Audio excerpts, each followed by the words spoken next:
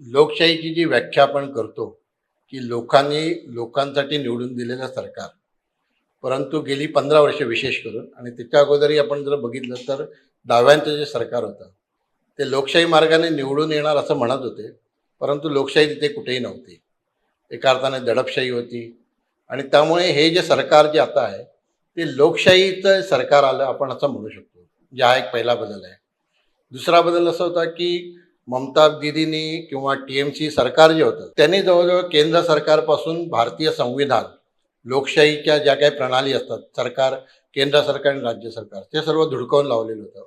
स्वायत्त संस्था ज्या होत्या म्हणजे अगदी निवडणूक आयोग असेल किंवा माननीय कोर्ट असतील, म्हणजे उच्च न्यायालय असतील, सर्वोच्च न्यायालय असतील, यांचे पण आदेश धुडकावून एका अर्थाने दडपशाही, हुकुमशाही केलेली होती. त्यामुळे हे नवीन सरकार जे आहे ते खऱ्या अर्थाने लोकांनी निवडून दिलेलं, लोकांच्या आकांक्षा असलेलं असं एक लोकशाहीचं सरकार स्थापन झालंय असं आपण म्हणू शकतो.